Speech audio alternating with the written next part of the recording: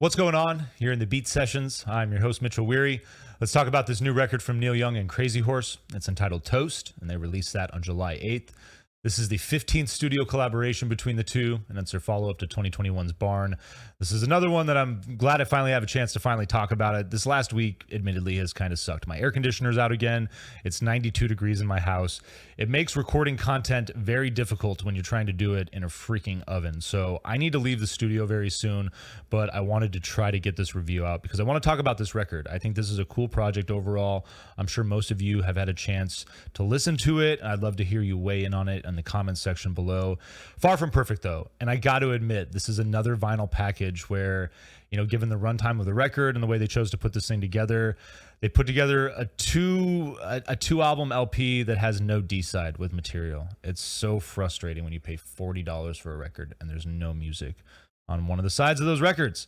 I find that really irritating, and so I gotta, just right off the bat, I gotta pass on this project. But I will say that it's worth listening to, and I think that what really bums me out is that with the songs "Quit" and with the song "Going Home," you get two tracks that were re-recorded. Those songs are featured on "Are You Passionate?" And you listen to both versions, and there's nothing really that different between the two of them. Nothing that really makes them special to the tune of needing to put them on this new record and press a double vinyl package and take up all that space. I really think that this project would have benefited from just running with "Standing in the Light of Love," "Timberline," "Gateway of Love," and then the B-side could have been "How You Doing" and "Boom Boom Boom." Now, what I will say is that "Standing in the Light of Love" and "Timberline" would have made for a somewhat lackluster start to this record. And what I mean by that is that they're just fairly good songs. They're not going to be like classic Neil Young and Crazy Horse jams. Nothing like "Cowgirl in the Sand" or "Down by the River." This particular song, honestly, it sounds a lot like Deep Purple. It really sounds like "Smoke on the Water." And there's just, as far as its characteristics, there's nothing that really stands out about it. It's a good song. It's rocking. I love the energy of it, but there's nothing that really grabs you. "Timberline" is a better song. It's going to have that same rocking energy. I like the lyrical exploration here a little more. Neil Young definitely going into more of that songwriter realm, writing from the perspective of someone cutting timber that loses his job and how he moves forward. And so I like that track. And then "Gateway of Love" is a killer song. I think that this is a really cool track. It's got this loose psychedelic feel. There's a bit of surf rock incorporated into it, a little bit of desert rock.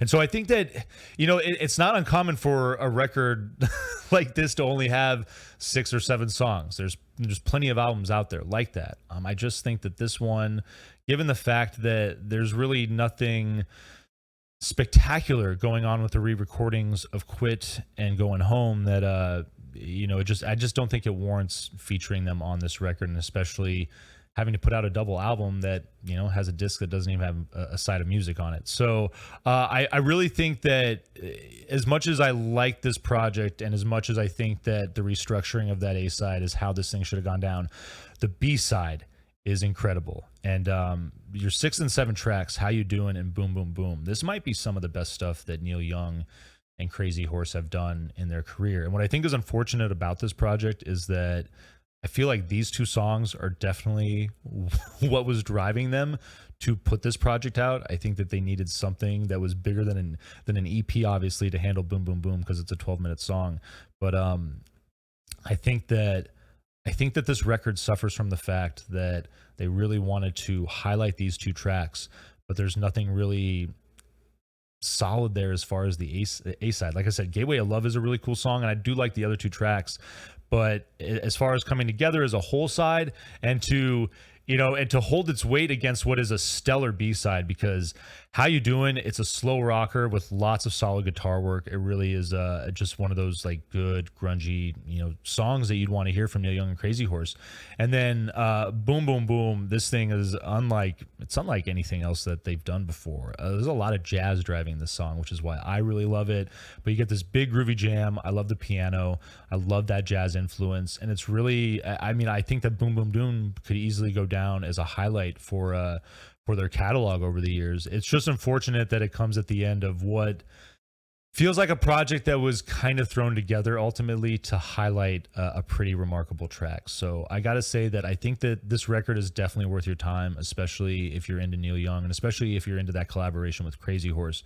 And I think that if you really like the heavy rock and stuff, think Cinnamon Girl, think Cowgirl in the Sand. The mood of this record is pretty much going to carry that from start to finish, which is what I really love about it. I really just love that, like, just heavy rock and mood from start to finish. But I think that overall the A side, it lacks a little bit of continuity, and I just think that there could have been more heart and more quality put into that A side given the outfit that we're talking about. These are all exceptional musicians that have been playing together for a while now, and it just would have been nice to maybe get a little more for purposes of just a solid vinyl package for this record. So I'm going to pass on the record, but I'm going to encourage you all to check this thing out because there's some really cool music on it, and I do think that you will enjoy it. Hope you find this review helpful. Please like this video, subscribe to the channel, do all the things to help me blow this project up in 2022, and stay tuned throughout the week for more album reviews. We will see you next time on The Beat Sessions.